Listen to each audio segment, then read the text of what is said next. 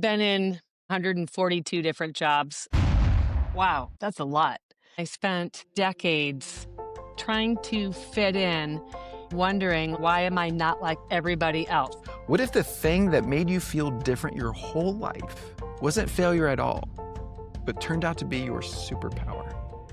Today's guest is Molly Thompson, entrepreneur, CEO, and changemaker with over 25 years of experience. She's overcome the challenges of ADHD and turned them into her edge as a leader and visionary. We were competing against contractors that were 100 times our size, and we got that contract. She's providing that entrepreneurship doesn't have to be about profit. It can be about purpose. We can innovate. We can do things like, hey, let's do this on values. We switched to an attorney who would create values-based contracts. In this episode, Molly shares how intuition helped her turn collapse into clarity, while saying no can be the most powerful tool in business, and how being different became her greatest gift. So let's dive into this incredible journey of Molly Thompson and discover how intuition shaped it all. Molly, thank you so much for squared away some time that we can chat. I'm really excited to be here. It's been so much fun to watch you go from, hey, I have an idea, to master of the universe, an overnight success in 10 years. Yeah, Molly was there every single night. Yeah. For the overnight Every success. step of the way. Yeah. So Molly, tell me your background, your professional background, where you started and where you're at now. I've been an entrepreneur for over 25 years. I always say since the turn of the century, which sounds a little bit weird, but it's true. That's actually right on. Yeah, I know. But I've actually really fundamentally been an entrepreneur since the age of 12. I just didn't know it yet. So What was 12? What happened when you were 12? it was, becoming self-aware and realizing I look at the world differently. Like, I don't know why the age of 12 sticks in my mind, but it's really clear to me. I looked at the world differently. I thought differently. I thought faster. I got to the conclusion faster and didn't understand it. And at the same time, that wasn't how my peers around me thought. That wasn't how most people around me thought. The double whammy is at the age of 12, going into junior high, especially as a girl, being a non-conformist in a really small environment is not really a good thing. So from then on, I spent really decades trying to fit that square peg into a round hole, trying to fit in and wondering, like, why am I not like everybody else? Now I know, and it's the whole world has opened up. Yeah, So I like what maybe an untraditional answer to your question. Well, I like what you're saying of a nonconformist, because when I was speaking to some students at Toledo, and I told them there's like this perception that I was like a good student or a good mechanic at the and I was actually a bad student and a bad mechanic. I actually made the grad mat because I was a bad mechanic, because I kept dropping the tools in the jet, and I was like, I gotta do something about this. So I don't know if we'll have the opportunity to go down this rabbit hole in this conversation, but I have learned a lot of things along the way, a lot of valuable lessons in my quarter of a century of entrepreneurship. One of them is to really focus on the things you do really, really, really well. And some of the problems that we as entrepreneurs solve is either we go down a path of doing something that we're not cut out for, and we say, there has to be a different way to do this because I really suck at this. Or Yeah. we say, you know what, I'm on the right path with the business concept. I need to find the right people who are really good at this particular aspect of it so I can keep doing what I do really well. Yeah, that's interesting. Of what am I really good at versus am I identifying a problem? And the reason why I'm identifying the problem is because I'm really bad at it. So then you're like constantly focusing on Yeah. that thing that you're bad at, versus I like what you're saying of focusing on what you're good at, which I think I've seen myself go both ways, where for Mhm. me it was very good to I was good at coming up with simplistic solutions to complex problems, but especially like the worst for me was logistics and manufacturing. That was just not for me, but I was getting Right. burnt out with that. But Yeah. that's where and that's where kind of finding the right people, the like right people, tools, and resources means everything. Because even if you're really good at it, if you're like pretty good at something or you like doing it and you're pretty good at it, that's also a red flag. The ultimate goal is who can I bring onto my team or what can I offload so that I'm focusing most of my time on my unique ability, which is a concept from Dan Sullivan's strategic coach program, where I'm focused on the things I know I do uniquely well. And that's ultimately where I've gotten after, where I shared where I started is trying to fit in and trying to conform, but realizing that I was wired differently than, a lot of people around me. And now looking at it as I am really good at this particular part of my company and I'm surrounding myself with other people who are really good at doing the things that I hate doing or that I should not be doing. Yeah. So you realize early age, you're wired differently. And then tell me about like the professional career. Did you have a business when you were young? Did you start a job when you were young? Um I've been in, I don't know, probably 142 different jobs, a lot. If you looked at my whole resume, like um the uh kind of traditional mindset responses, wow, that's a lot. And if you know me and you look at the threads, you can see there's an entrepreneurial thread from start till now. But I've been in, like, one of my first jobs was I love to cook. So I did catering for dinner parties for my parents, for their friends. And it wasn't like super fancy, but it was a job. I've done everything from removing wallpaper, which something I'm really bad at, but it was a fun job, to, working in a gourmet food store, which I was really good at. And that was working with people and developing relationships in a really short amount of time, such that, they feel good about what they're buying. And I've done jewelry design, credit repair, business consulting. I'm an internationally published book author. I love how I was in the there's no like thread. It's not like, oh, it's mostly food. It's like credit Well, yeah. repair to I was in the local food world for many years, and even when I was running the business incubation program, I was created the one and only sustainable urban ag program at Owens and did that for a hot minute. I'd worked on a sustainable farm. I was starting the first of my kind of local food related companies, and then a second, and then I worked for another after UT, and then finally my husband said he had started a company in commercial LED lighting, and he said, "I really need your help. I need your strategy, I need your vision, I need you to help with the front end." And so that started me to where we are now, and now it's been 10 years. So now I'm no longer in the job of the month club. so now past 10 years you've been CEO of this lighting company with your husband. Well, it's evolved. So it started as commercial LED lighting, and that was something I'm like, I can't get behind that. Like, I'll help out for a while, but this is not my thing. Like, I'm a purpose driven, I want to make impact.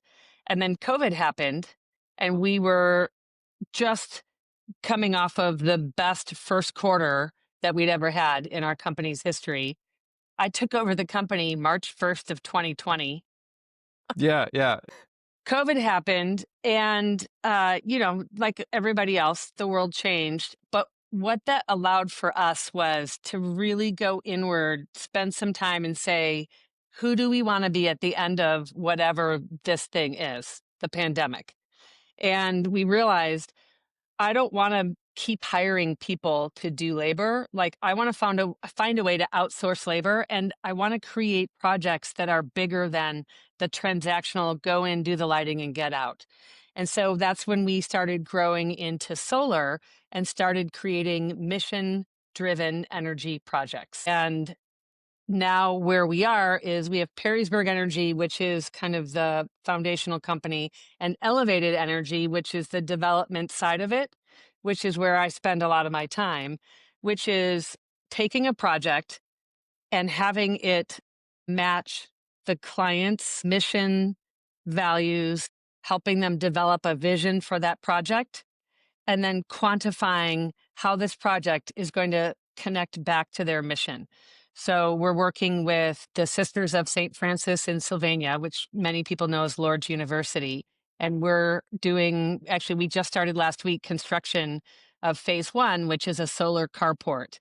So the Sisters of St. Francis are heavily vested in this encyclical from the Pope called Laudato Si, which is care for creation, which is the earth, and the poor. So everything we're doing is looking at how do we connect the dots back to that so that it really provides a long-term impact for them. So the 65 or $70,000 a year in savings just from this carport is going to be reinvested back into their mission. And then we're going to be offsetting the energy usage of one of their major buildings on campus. So all of those things get back to it. And then there's a whole educational component with being able to educate students about the intersection between energy, sustainability, technology, creativity, all of that. So we do like all of that, which is very different from for most contractors. But then we also looked at, what's their budget and what do they really want? And we came in with some fundraising. So, for example, for solar, the largest solar panel manufacturer, for sure in the US and one of the premier in the world, is donating the solar panels for this project. So that's really exciting. So it's, taking I mentioned earlier, like developing the relationships. That's really important to me, is to connect with people and find out what's important to them. And that's what we've done. And that's why we were hired, because we create values based, mission aligned projects. Yeah. When I when I was at UT speaking, a question came up about a skill that I learned as an engineering student. And one of them is what I call the barter, which I would come into class like 30 minutes before an exam, not studied at all. And I would just, in that 30 minutes, this I call the scramble, where 30 minutes I'm going to maximize my time. But what I learned, the scramble and the barter, where the barter was trading things to maximize my time. So the best way to study for an exam is use the last year's exam. So I transferred to UT. I had no exams. So how would I get someone to give me the exam that they have from their fraternity brother or whatever? Hmm. So, what you're talking about with the relationships, what's important to them, at first I could be charismatic, but then over time I ended up being like a freeloader. But if I could find out, they're in Calc 1 and I know this guy has the test to Calc 1 and I could like swap, or just finding the relationships, find what's important to them. And, Hmm. if it's someone in fraternity, a case of beer could get me, all the exams that I wanted. So just knowing that, and I've done that too, where I needed a mold made, like an open wood mold made, and I gave a guy a log of chew, like tobacco chew, and he thought I was the best. It was $12, and to pay him would have been probably $50 an hour. So, Wow. so, but So yeah, you find it's the pain points for people and you make yeah. that better. But have you found that in your, like, as you've gone forth, that's still, I mean, it's just maybe a larger set of Well, I feel like issues. that's what you're doing, like when with those relationships. I mean, I'm assuming you're not buying people's logs of chew, but you're doing it. No, not really. You're doing it on a like a deeper level for the exact person. So, Well, and what on a much bigger level, like it's important yeah. to us. If someone really doesn't care about the economic, environmental, social, or educational impact of a project, we're probably not going to work with them because that's a sweet spot for us. So it's being willing to say no and walk away, which is, I know you had some questions about, where you've paid attention to your intuition and where you haven't. Yeah, yeah. I mean, School of Hard Knocks through all of this, that's kind of a fundamental truth in entrepreneurship is a lot of the things we learn as entrepreneurs is you fall down, you bang up your knees, and you say, note to self, don't do that again. So, but it's finding that and being willing to say, this is not the right fit for me. I got to walk away. Yeah. Yeah, and that's interesting what you're saying of, you know, because you said earlier, seeing their wants and needs, and Hmm. basically you're kind of like finding the people who you wanna be aligned with, and Yeah. And how we're you can align very, with them best. yep. And we're very transparent and upfront about that. So, in fact, this is probably, I don't know of any other company that's done this yet, but we have been working on contracts for these bigger projects. And we switched to an attorney who would create values based contracts so that I know. So our How was that values, talking to the lawyer? He was like, "I'm a lawyer." no, Like, she yeah, came he up was with it. good. Oh, So perfect. it's finding your people, which I'll talk about is one of the most important things of all time. You find your people. And it's like we were working with another attorney in that firm who was a really good construction attorney. And it was like, okay. And then we talked to the managing partner, and he's like, I got someone for you. And like the first conversation, she you could tell she heard what we were saying. And then when she sent it to us, like I almost cried. It's like that's a big deal to do That's amazing. values-based contracts, but and all the legal stuff is in there, so it's not like a woo-woo weird contract, but it lets them know we're listening to what you're telling us, and here's what we're gonna promise you. And Yeah, it's in writing in a contract. that's So, amazing. yeah, it's cool. So, throughout your 120, jobs, I know And I counting. met and I just counting. added 2 more in the last month. I met you in the Launchpad Incubator in Toledo, and Mhm. then, since then you've been really focusing on this lighting company with your husband and making it into, It's an mission-driven energy mission-driven solutions. energy. Yeah. So, throughout your entire journey, can you tell me a story about when you listened to your intuition? Yeah, yes. Our current business model, which I've sort of been laying out, it was that to be in the contracting world and to not. I mean, we were in the commercial LED lighting is 100% a commodity business. You are, like you're competing against everybody else selling lights. That's the world that is. And to say, I want to do things differently. I want to provide something so valuable and so unique to our clients that it's going to change how they see projects and how projects get done. So creating our current business model was a little bit scary, and I had to really dig deep and say, okay, I want to create projects that are not focused on what we want and our profit. It is focused entirely on connecting the dots to our clients' missions and values, and then creating a project from that and then being able to measure that. So it was, really paying attention to are the values of both of our organizations aligned? And with the Sisters of St. Francis, it's an enthusiastic yes. We were competing against contractors that were, one of them was 100 times our size. And Wow. and we got that contract.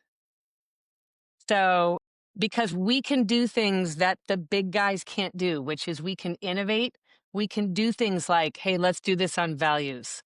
Let's look at the values and quantify that. And, so like if the environment is important to them, all right, let's quantify how this project is going to meet that. If there's an economic component, well, the average age of the sisters is about 80 years old. Who's going to create any kind of a legacy that will carry that forward once the sisters aren't there anymore? So by saving $70,000 a year, that gets to be reinvested into something that speaks to them and that creates that kind of living legacy. That's where I want to spend my time. It is not a very, I think for most conventional companies, that's not a traditional way of thinking. So it took a little bit of a pardon the expression, but a leap of faith to say, we're going to do this. And Yeah. we Well, have clients who trust. have said, that's why we hired you, because you do this differently and you listen to us.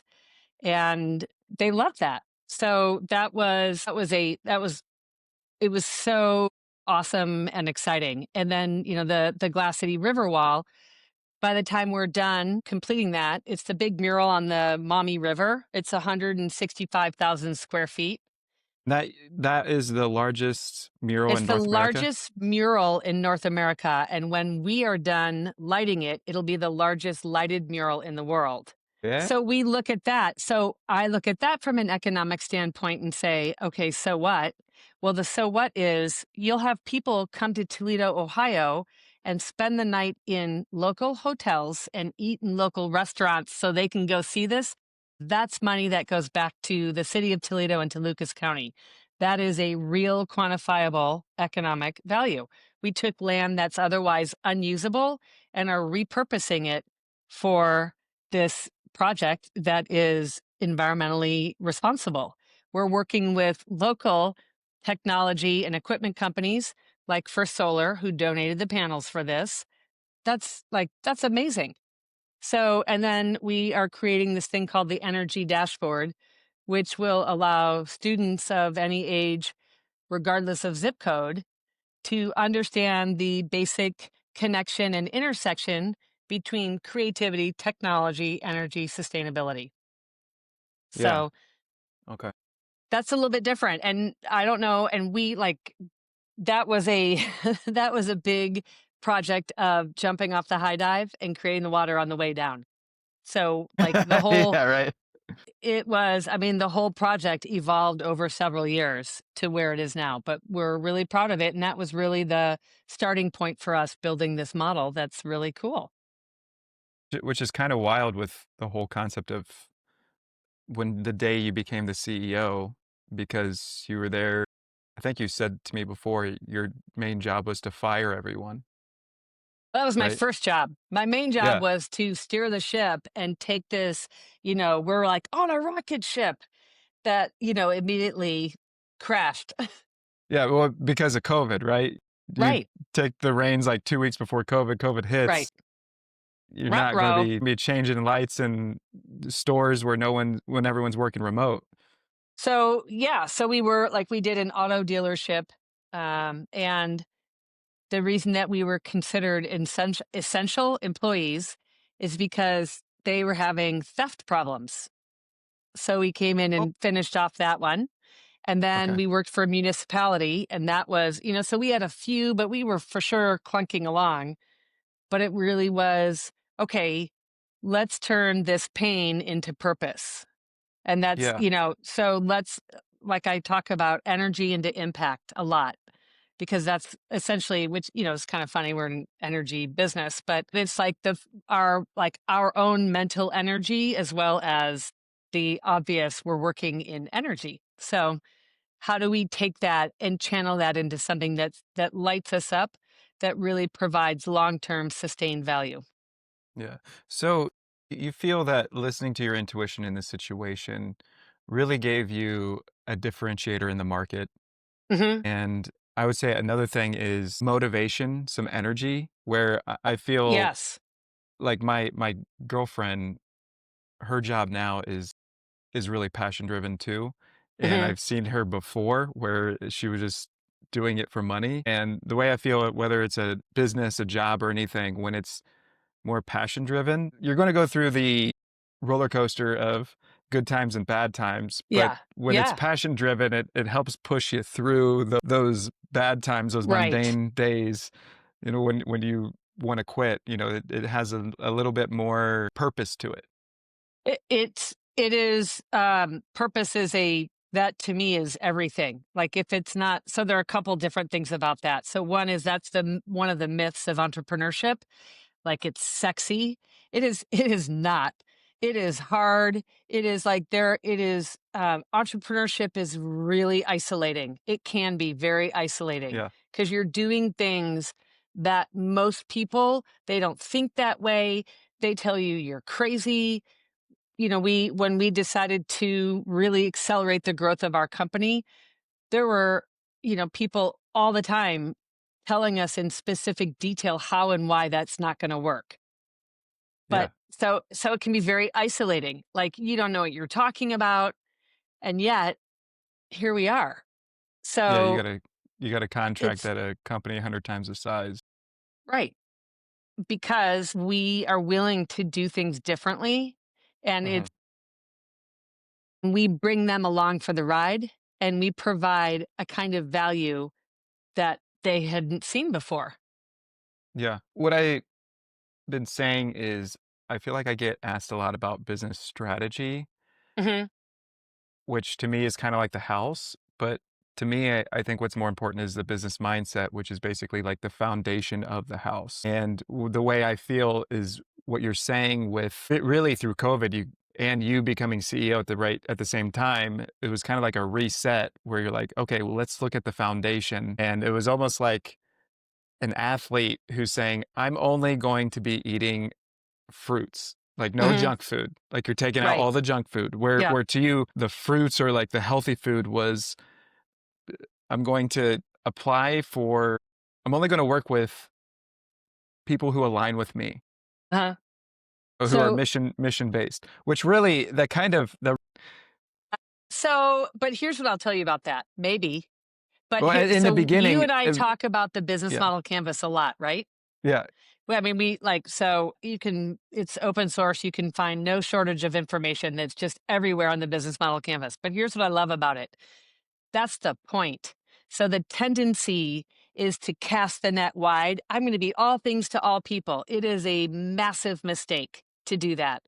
So narrowing your focus at the beginning, that is what allows you to get really to get excellent, to derive excellence in what you do. And then when you do that, then you get to that repeatable and you can do it over and over and over again.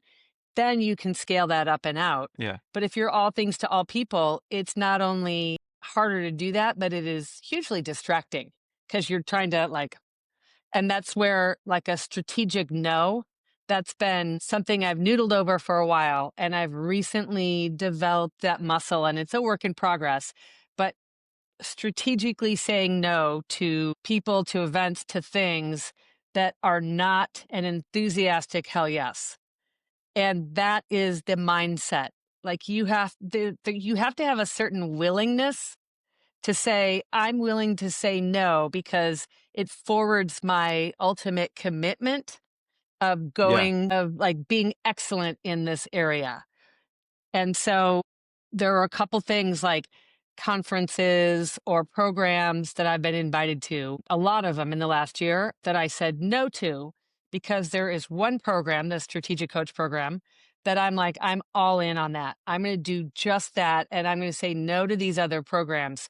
But out of that, I've had these two opportunities come up that are 100% aligned with who I am as a high achieving female ADHD entrepreneur. And when you weed out the things that are a no, that are ultimately distracting, it makes it really clear when those opportunities arise that are really aligned. So that's been really, really fun. Yeah. Yeah. Uh, Are you noodling over that one?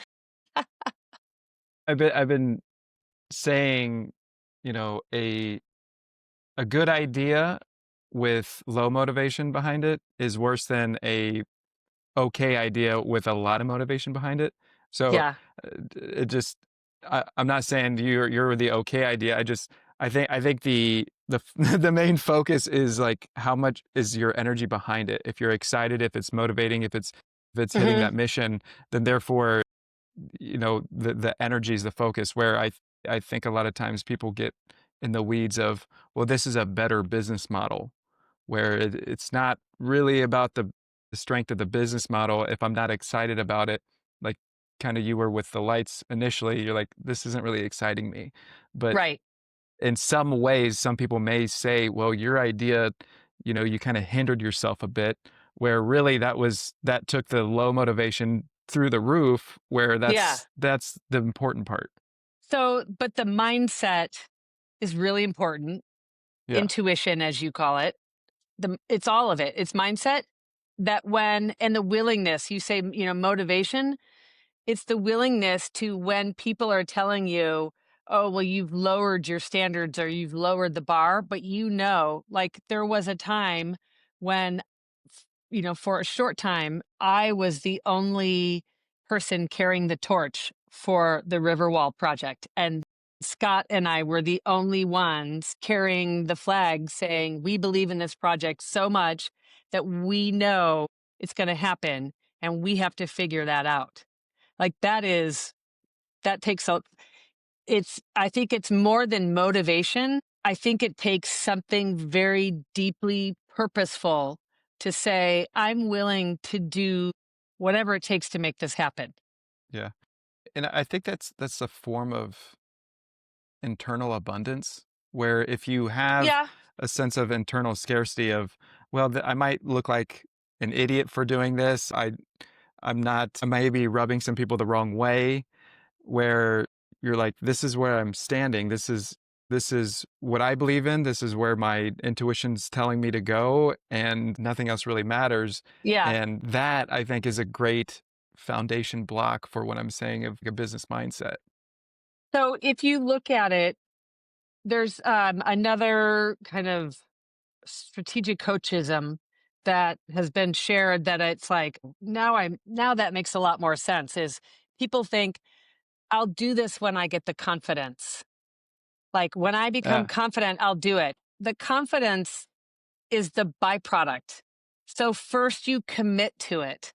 Like not like, oh, I'll dip a toe in the water, but you like 100%, I'm committing to this. And then once you commit, that takes a certain level of courage. Like you have to have the courage to say, I'm going to do this, even though people tell me blah, blah, blah, whatever that is, or even though it's scary, I'm going to do it anyway. And then the more you go forward, it's like going to the gym. When you go regularly, you start to develop those capabilities, those skills. You develop the muscle that you didn't have before. And that's when you get the confidence. So confidence is a byproduct of the yeah. other three. So how I break down confidence in my mind is, I believe, like, courage is action plus fear. Like, Yeah. you have the fear, but you do it anyway. And confidence, I believe, is action plus trust. Yes. But when you have the courage plus the fear, nothing happens until you commit to it. That's why Well, that commitment piece is really important because I otherwise think it's just a feeling. I think when you're stepping into commitment, Mhm. I actually think that's a source of trust with yourself, trust the universe, trust your Yep. intuition, trust whatever you want to call it. Yes. So I think that's actually, that trust is the trust that's being pumped into my formula of Yeah. confidence. Yeah. Like, at first it can be scary, but if we just remember, okay, well, let's if confidence is a source of trust, well, what are we not trusting? Yeah. Are we Yeah. trusting that, are we afraid that the business might not work? Like, then therefore we don't trust the universe to bring opportunities, or for us to find opportunities. Where at the end of the day, it actually might be something much smaller than that, where I may be afraid of looking a certain way, where Mhm. I'm afraid that, well, if this business fails, then I look like a failure, and now, I'm back at my old job. Where Yeah. where I mean, for yeah, me that's yeah. for me, that was kind of, that was a thought that I had at first, where I remember sitting at the base, the Air Force base, and a guy said, "Well, what if all this doesn't work?" And I just looked at him, I said, "Well, I'd just be sitting here next to you." Again. Like, yeah, yeah, in a few months or few years. Right. Yeah, again. Right. So But what that may be, if it does work? But that's so that yeah, what yeah, if yeah. is a slippery slope and it doesn't provide a lot of value to an entrepreneur. Well, what if that doesn't work? I don't know. Let's go find out. Like that's Yeah, yeah, yeah. where you have to be willing to commit to it and then go try it out. And some of that trying it out takes courage because some of that courage is in the form of giving up looking good, right? Yeah, yeah. People are going to think I'm stupid or that. I mean, I went through that. I mean, I seriously, for the large majority of my life, thought there was something wrong with me. And now I know it's that my brain is genetically wired to be the way that it is. I guess what I'm saying is I think a lot of times if we look deep enough into the fear that we Huh? have, Yeah. I think the core of it is the fear of not looking good. Yeah. So there's fear of failure, fear of looking bad, fill in the blank, whatever that fear is. Yeah. Yes, that is there. But that's where, if you commit to it, like we were talking about, I think commitment is I'm going to commit to this, which means I have to have a certain level of trust in myself and the universe and the people around me in my ability that's going to help me ride through that courage in the Mhm. ups and downs of it. And then Yeah. you start to develop the capabilities and your courage gets stronger and you say, I can do this. And that is when confidence shows up. And then the Yeah. cycle continues. I think what's kind of fun with what you did is when you switch this business model, I'm assuming you didn't have clients you're like, "Oh, I could plug this in right away. Like, I know this will work right away." Where there was probably some time where you were like, "Well, this is the direction I'm going. I'm following my intuition. I want to do this mission based and we'll see if it works out." Where I kind of feel like there's times that the intuition almost works as my Google GPS, where it just says, "Go forward, 2 miles and turn right." And you're like, Right. "I don't know if that's the right direction." But it is your sort of your internal compass, right? Yeah, It's yeah, yeah. so, which is funny because I have this little compass, but it is my kind of guiding, directional system. It's a good reminder that, yeah. So here's the thing about coming up with this new model. What I got to see was it wasn't reinventing the wheel necessarily. In fact, this was a very different business model, but we've always done business that way. That was a big aha moment for me. Mm. We've always gone to our clients and said, "What's your goal in doing this?" If we're redoing the lights for an 800,000 square foot tier 1 automotive manufacturer or a 65,000 square foot law firm, it doesn't matter. Like they have different goals, but we still ask them, what's your goal in doing this? What do you want, like a year from now when this project, or X number of months from now when the project's completed? What has to have happened that you say, this was great, this was totally worthwhile? We've always done business that way. And that's what allowed me to bring that aspect of it, even though the projects we're working now are that we're developing and building are 10 times our entire annual revenue from a couple years ago, like every project is. But if you look at it, the reason it's not daunting or scary is because we have that purpose. We're further ahead. I used to tell you this all the time. You're further ahead than you think you are. And if you measure against, so I wrote this down in something that you were talking about earlier. There's a lot of people want to, I think people fundamentally want to contribute. They want to make a difference. They want to help.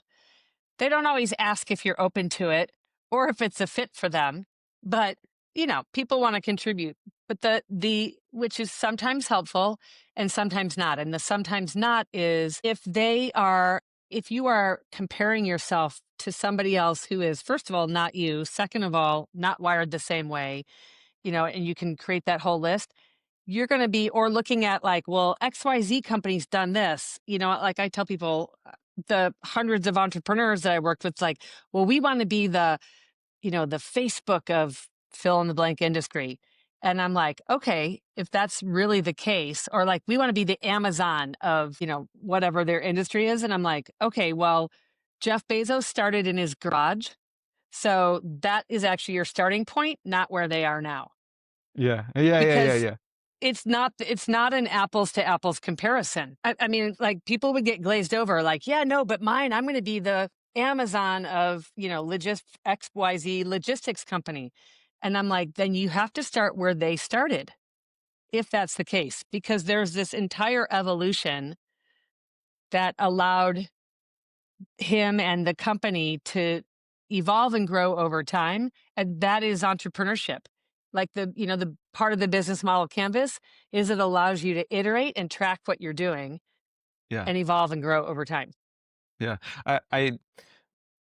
I feel like, I'm not sure about Jeff Bezos or Zuckerberg, but I feel like to a point there was that they were following, we'll say, mission, passion, or intuition, Mhm. and a byproduct was wealth and fame.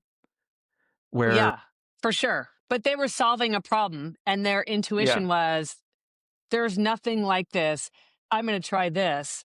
And then they surrounded themselves with the right people, tools, and resources, and it yeah, growed and escalated, and then it got to be scalable. But, like, the things we never hear about are, the companies that have done that and, the iteration of where they started and all the iterations along the way, some that were probably pretty yeah. messy and ugly. Yeah, yeah. But what I was saying is the people that you're talking about, they see the byproduct, they make that the primary, where it's like you actually what I hear you say is you're kind of pulling them back to like, no, no, no, that was just a byproduct. You gotta It is. come if you want to be like Jeff Bezos, you gotta be like how Jeff started. You can't switch the Yes. byproduct.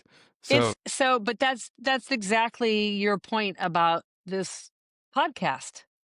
It's yeah, you have to have a willingness to trust your intuition, and part of it was he committed. He started selling books and, doing that out of his garage, and I'm sure there were times when it was really scary when he was like, how am I going to do this? Ran into some obstacle that he couldn't get past. And then had the courage to, whatever, talk to people around him or bring in people with a certain area of expertise. And he got through that and went to the next level. And that capability gave him the courage to then keep going. And then he had the confidence to say, okay, we've already done this a couple of times, so we can do this. So there goes that cycle. But you're right. That is to your point about you have to have a fundamental willingness to tap into your intuition, to tap into, trust your gut, your mindset, that it is a whole mindset to trust your intuition. And it's not always for the faint of heart because so many people, there is a lot of time when you feel like you're swimming upstream against the right, current. right. Because those people, Bezos, Zuckerberg, Musk, they're not wired for the money.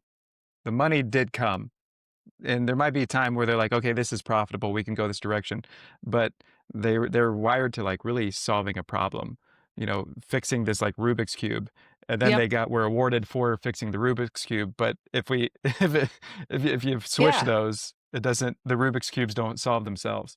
So my examples are Sarah Blakely of Spanx. She Yeah, borrowed 5 grand and started because she had an idea of, oh my God, I have to go to this event and I don't have anything that's going to, make me look better the way I want to. So I'm going to solve this problem. Or Mel Robbins, who was $800,000 in debt, but had this idea of, okay, I just have to find a way to get out of bed every day.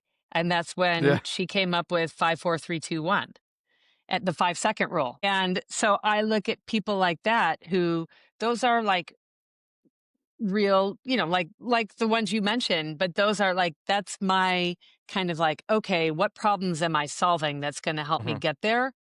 mhm, And just because I think it's a good idea, that's, getting back to going out and talking to people, just because I think this is a good idea doesn't mean it's a good idea. But we talked to people and we knew it was a good idea. And then, now we have these clients who validate that for us. right, right. So tell me a story about when you did not listen to your intuition. I knew that was coming next. So I shared at the top of this that I've known I was different since the age of 12. Yeah. And I didn't trust my intuition because I didn't have the right support, like the right people, tools, and resources to say, my God, that's so interesting. You should do this. So, I mean, I've come up with great ideas over my life, but it was like, oh, that's ridiculous. You shouldn't do that. So I allowed myself to be talked out of it. That's personally. Professionally, this is the one that's uh it's It's painful because it's recent, but on one of our projects, we hired somebody in a very important role, and it was absolutely the wrong fit. And we just kept trying to push the boulder uphill, and it caused tens of thousands of dollars. It caused a year delay in a Oh, project that should already be done. We're still navigating it. And it is all caused by a single person. And I didn't say, stop, you're out. I tried to, wow. well, it's good. Well, like you find you have a high level of tolerance where it's like, oh, well, it's going to get better. It didn't. It kept getting worse and worse and worse. And it's going to work out in the end. But it was a really, like irreparably damaged relationships, like really bad. I mean, I guess you can just call it really bad, really painful. But again, for me, where we are is okay, how do we turn that pain into purpose and never do that again? Right. And so one of my learnings is I thought I had really clear expectations, but when it's repeatedly not met, then it's on me to say, okay, we got to stop here for a second. Let's level set and figure out what's happening. And the person was just a steamroller, and it got to the point where it was like abusive. It was really bad. So, but I learned a lot from it. So the, um, you know, we've learned lessons. We're not going to make that mistake again. But that also has us double down on really making sure that we have people who are right fit. So the right fit people on the team. And this person was never a good fit for the role that we hired them for. And I just thought, oh, it'll sort itself out. And mm-mm. Yeah. Were you feeling that you couldn't were you worried that you couldn't find the right person, or were you thinking that you could change them into the right person? I thought that this person was who they portrayed themselves to be. And Mm, time after time, when they didn't show up that way, I didn't say, hold on, stop. Like, stop talking. This is my company. So I allowed myself to kind of roll over a little bit. okay. Um, and I don't do that now. Okay. 'Cause So yeah, really, the way they portrayed themselves, you believed was the right fit. yeah, yes, I did very much. And you know what, though? That happens. But the painful part was when it was repeatedly playing out. And I thought, oh my God, well, I have to just suck it up and deal with this, or this project is going to go sideways. And you know what? The project went sideways anyway. So that's the comedy of it. I was so worried about, oh my God, this is going to really damage the project. Well, it did anyway. So that's where, like, having that intuition and saying something is off here. We got to explore this. Like, this person's not measuring up. They're not doing what I asked. And now this person's micromanaging me and, going to some other weird level of, unprofessionalism.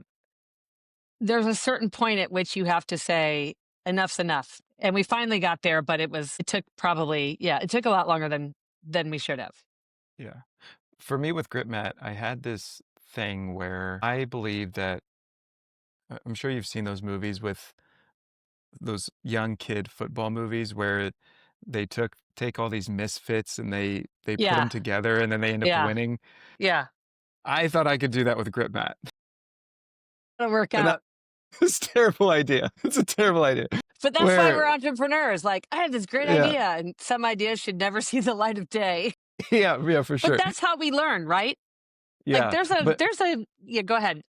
personally, I had this scarcity of I didn't think I had the resources to get the Hmm. talent that I actually needed.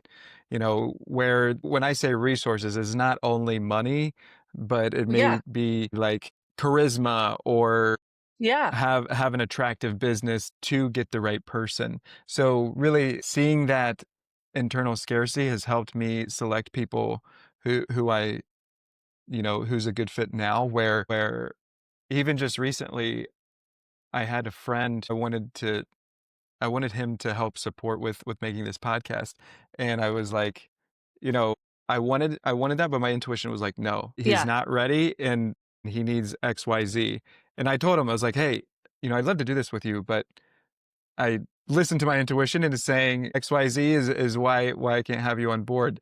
If that changes, I'm flexible to it, but, you know, I need, if we're going to be pushing this podcast as a new project, like everyone's got to be rooted with the same right. foundation." And that includes your values, the things you hold Yeah. dear, that's your North Star, and, and how you operate, like, how you roll as an entrepreneur and as an entity creating this podcast, you got to have people who are the right fit. Yeah. And what I'm seeing that was, it's been great is like coming back to Ohio and seeing where and why my foundation is the way it is. Mhm. And part of it is, a block that I'm seeing that I'm changing out is I was very focused on doing more, and Mhm. my self-worth was tied to how much I did. So I'm like, the person I'm talking about, I could see that in them, and I'm like, no, no, no, I'm actually not about, pushing this podcast to the best of its ability. I'm focused on on me growing from this podcast Mhm. and talking to other people who are like-minded to, who I can learn from. So, Do you I'm think that's not. a function of like the strategic no, where Yeah, like you yeah, feel like I should do this, but anytime there's a should, that's a red right, flag and an yeah, opportunity to say, what's off about this? yeah. As someone told me, should is could wrapped in shame, and Yes, it is. I feel like anything with shame is a form of scarcity. So the way my mind is looking for things is this an internal scarcity? Where the thing Mhm. is, an external scarcity is we don't have enough food, we don't have an office, we don't have enough money for rent. That's an external scarcity. But an internal scarcity is, like, I was talking to someone yesterday who they went from $30,000 a month in revenue to 15, Mhm. and actually it's his personal salary, and he was, like, panicking. Yeah. That's more than enough. That was actually his dream salary a few months ago. So Right. or, like, a year ago. So that's actually, like, an internal scarcity where he doesn't need to panic, he has everything he needs. So, it was just what I'm saying is my internal scarcity was I always felt like I wasn't doing enough, so I was doing everything. And that's what I feel like, where if I'm following my intuition, I'm not getting distracted by what I think other people should, what I should do. Like you said, when you were 12, other people kind of got in your head and guided you differently.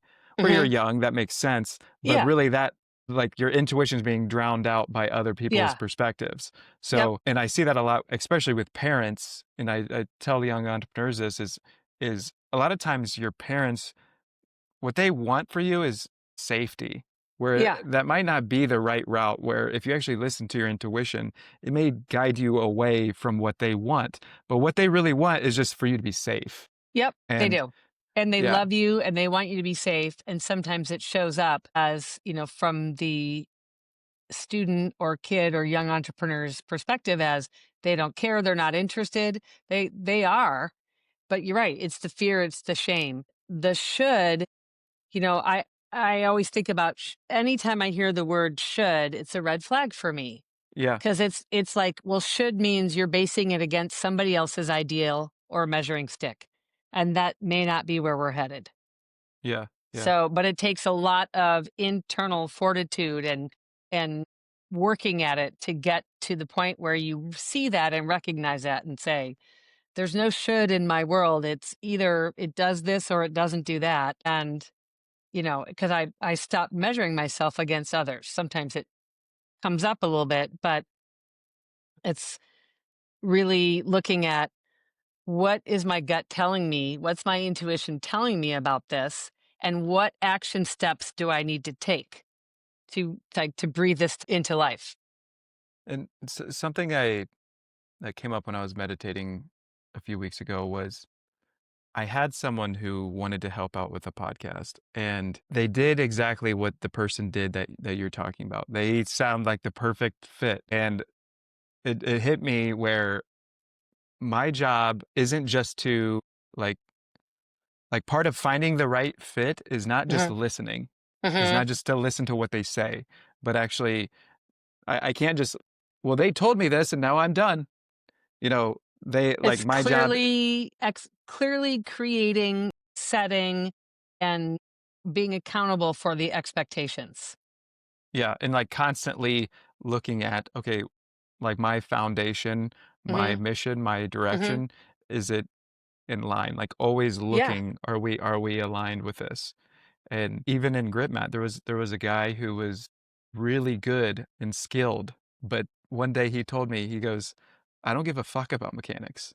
I'm here for the sale." And that really like hit me hard. I was like, Whoa, you whoa! know, he was great at sales, but he said that, and I was like, "Ooh, I don't know if, Thanks you for know." playing. We have a lovely parting gift.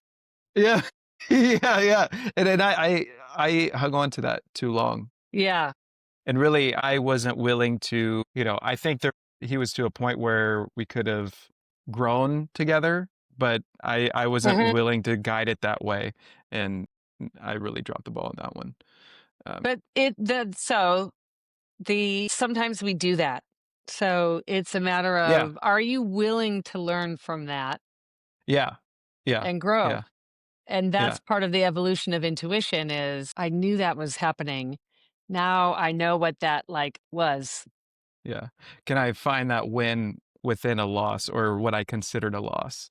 Because really, if Yeah, with that, it's a you learning can learn. really. Right. If you look at it from a learning perspective, then Yeah, therefore there is no losing or winning. You're just constantly learning and growing. right. Right. Yeah. So the whole winning losing I went way down the path in this conversation of things being binary. It's either this or that. That's not how the world works.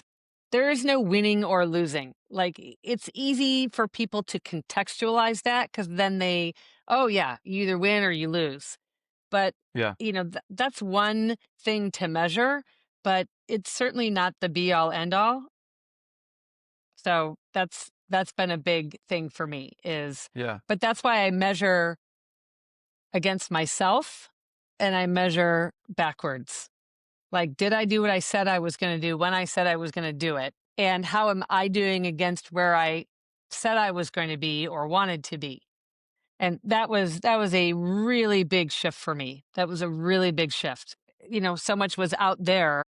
And when I started just doing this like every day, like, did I get up out of bed today? Or whatever, something it could be as simple as that, but it's really, there's three things, maybe one or two at max, three things that I'm going to get done today.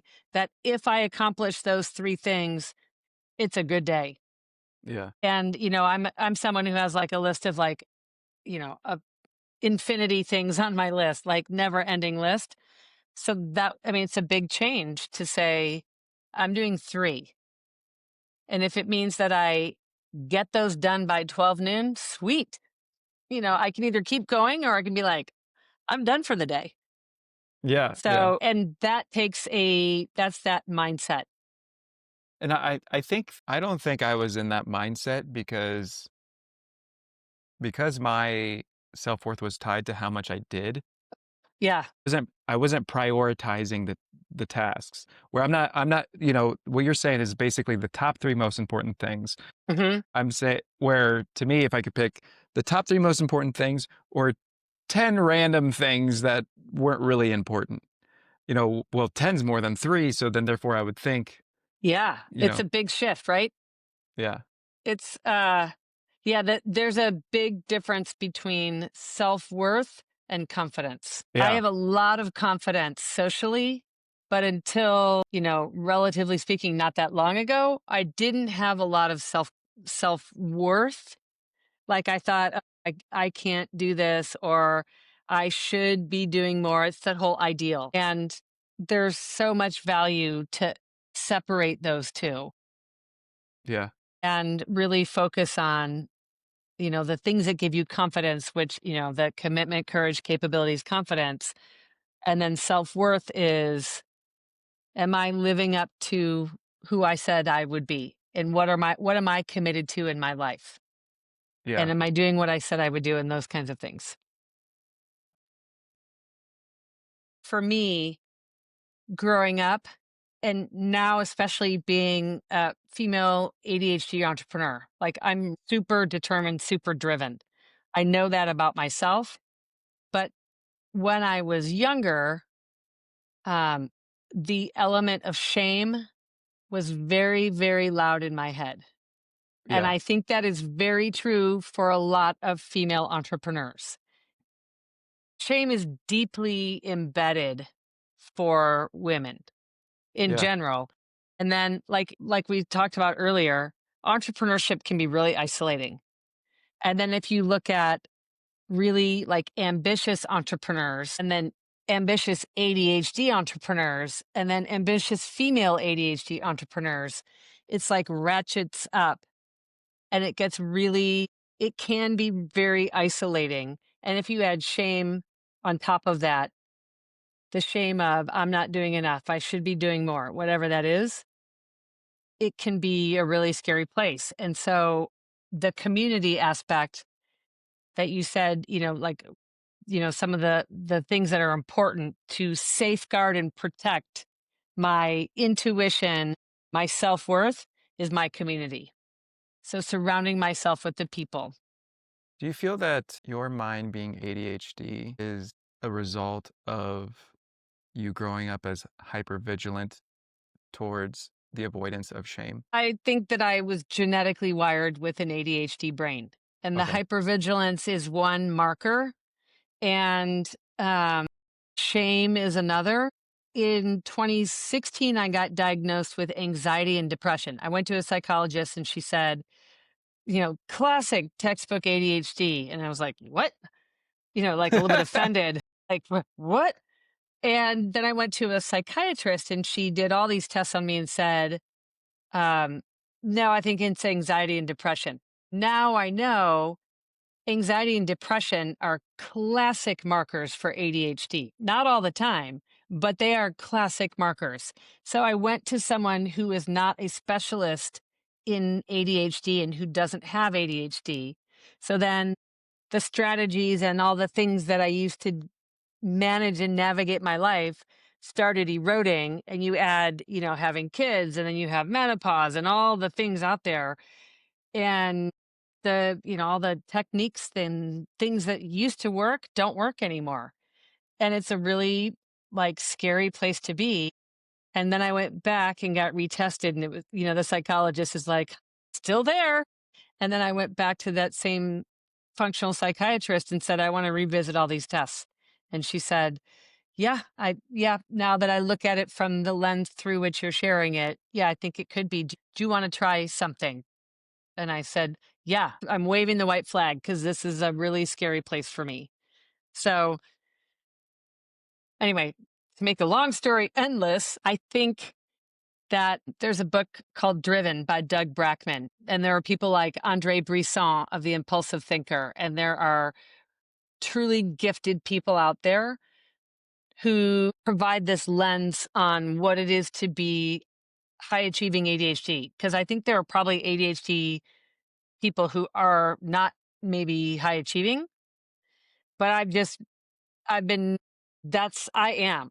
And I just know that. And now I have a focus and like a channel and a way to like harness all of the things that I used to think were liabilities are Mm, now like, that's what has us create this business model that is, allowed us to exponentially grow our company yeah. and be It's like the really clear about it. the whole canoe's paddling in the same direction. It is. Yeah. So Yeah. someone I was in a workshop earlier this week in Toronto, and our workshop leader's like, you just got to ride the horse in the direction it's going. And I've heard that before, but I was like, my God, it's so perfect. Because if you like I felt like I was riding backwards going, why is it so hard to move forwards? Yeah. My mind, I think of like tug of war Yeah, where it is. really you spend a lot of effort and they don't really move, Right. And then it's like, well, if we could all just go together. You Right. could really go far. So that's what my ADHD diagnosis has been. And it's shocking to me as I'm now on this adventure with starting Elevated Achievers for high achieving female ADHD entrepreneurs is a little plug there, but it's really, I'm shocked at how many women and people I talk to who have said, I've never told anybody because of the stigma. I feel shame and I feel fear. So we talked about that earlier. So I'm very vocal about it because it's not it just like my whole world has opened up in the last 3 or 4 years since I found this out. It has literally changed the course of everything we do as a business. It's improved my relationships. It has totally changed how I view the world. It's been amazing. And I just don't want people to think that they have to go through this alone.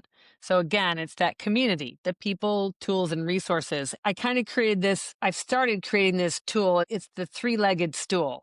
And it's really looking at structure, accountability, and support. So, for how my brain is wired, if you imagine a three-legged stool, if you take one of those three elements away, what happens? It falls over. And so you need that stability. You need all three of those. So structure is like I've always been like structure is the killer of all creativity, which I now know is actually the opposite. Structure is the keys to the queendom. But if you look at it from like my structure is my structure and other people who have like let me show you the be all end all program or whatever gadget that I have that has, it will forever change your life.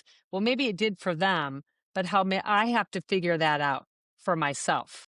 My And then friend the has a account hmm? my friend has a whole Notion system, and it is not for me. Yeah. So I'm looking over here. I've got the big ass calendar where it's a horizontal calendar and it's every month like this. And then the whole month is 30 or 30, however many days horizontally. But then the accountability, like I can have that, but if I have no accountability, what's the point? Like You're having, you're also picking your like, how is it accountability work for you? well, it depends on the, choose your weapon. So one of them is like, I know when I'm in Toledo, that if I wanna go walking, I have an accountability buddy, and I know that every time I'm in Toledo, we're gonna go walking.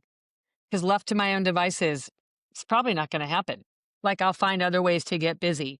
So, the calendar is another source of accountability because I write out everything, and then I have one for my weeks, which is, kind of color coded and time blocked, but that works for me so that I can quickly and easily see which bucket I'm working on. So is it, Perrysburg Energy and Elevated Energy? Is it Elevated Achievers? Or, like I know every Thursday from noon to 3, I'm going to be working on the AI program for female entrepreneurs. Like that's blocked out. That actually has created so much freedom for me to have that kind of accountability. And then the support. So structure, accountability, support. Don't ever do this alone. There's that's what I tell people all the time. Like if you could say one thing to a burgeoning entrepreneur, it's like don't go it alone. Yeah. Yeah, that makes sense. There's there's You're always just drilling into me, like, I "Where's your did. team? Get a Yeah. team." Yeah, that makes sense. Yeah. And it's and my team looks different because we made a purposeful choice to outsource most of it. So my team is my business partner who's also my husband. And then the other team members are outsourced. But we have a team. There's no way we could do all this. There's no way we could be doing the projects we're doing by ourselves. Yeah, takes a So village. takes a really big village. So, But Molly, you're right. if you could talk to yourself when you were that 12-year-old and you realized that you were different, what would you tell yourself about intuition, and what would you tell yourself about ADHD? Well, about intuition, it would be like you're further ahead than you think you are. You have massive people, tools, and resources all around you. Just ask, start talking to people about it. Just get out there and start doing it. Like, if I had had that framework of the 4 C's, the commitment, courage, capabilities, and support, That would have been, it might have been a game changer. But the bottom line always is don't go it alone. Like find the people who are going to support you, not support you from what they think you should do, but find the people who are a yes and like, yes, I love this for you. What needs to happen next? So that's, I've said this a lot, and that's for ADHD. Like, oh my gosh, don't do that alone because there's no need to. It's a gift. So there are, I was talking about Doug Brackman's book Driven and Andre Brisson, and they're a wealth of information about ADHD, but it's like our brains are genetically wired this way. It's not a it's not a disorder. It's not a medical condition. It's the way that our brains are wired to look at the world differently. You may have heard the being a hunter in a farmer's world. It's that. That's how our brains are wired, like genetically wired. It's not something that it's like, oh, at 12, I developed ADHD. No, you didn't. Maybe you discovered it then. Or me, like in my 30s is when I finally was like, oh, so it's get knowledgeable. And how you get knowledgeable is your community. You've got the people, tools, and resources everywhere around you. How would you suggest to find the right community to someone? So so part of the reason that I'm starting Elevated Achievers is exactly that. That I have not yet found, like I have found a community of people who think like I do, but there's not a community for high achieving female ADHD entrepreneurs, but That's Elevated Achievers is for that. So it kind of sounds like you're getting honed in. You recently just been attuned to knowing exactly what your community is. yes. So and you and I have talked about this for years, but that's exactly where it's a very niche world. It should be like that is like narrowing your focus is really important. And for me, that's that's where I'm like the response has been really amazing. Like if I was like, it's for 80 anybody with ADHD, well, like you can't swing a cat without finding ADHD stuff out there. Yeah. But my cat's like, what? But there's a lot of resources, but there aren't a lot of resources for my community. So it's like I see an opportunity to solve for that. So find out, what community do you want to be in? Because there's a lot of information out there. Or if there's not, then create your community and go find the people. Get out of the building. Get out. Go talk to people. That's one of the ways. Go online. Go use AI and say, here's exactly what I'm dealing with. Where do I find resources? Yeah. I love that. Yeah. Cool. Actually, what I was kind of fun is to hear what you've been talking about like 10 years ago. And then because as you say, yeah, what you and I would always talk about is this. And I was like, sometimes I can see where I forgot that. Yeah. So it's It's nice it's to not hard hear to that. forget some of that stuff because everybody's like, you should do it this way, you should do it that way. And, that's part of my issue with, like trying to have a program like this in an academic setting. It's all theoretical until you go out and do it. Theoretical stuff doesn't matter until you go out and do it. Until you're willing to get out and start taking risks and doing things, it doesn't matter. I want to thank you so much for tuning in. Please, if you can, share this with a friend, like and subscribe. And if you want to learn more about how to hear your intuition more clearly, check out this video right here where I show you 3 questions you can ask yourself to identify the difference between intuition and anxiety.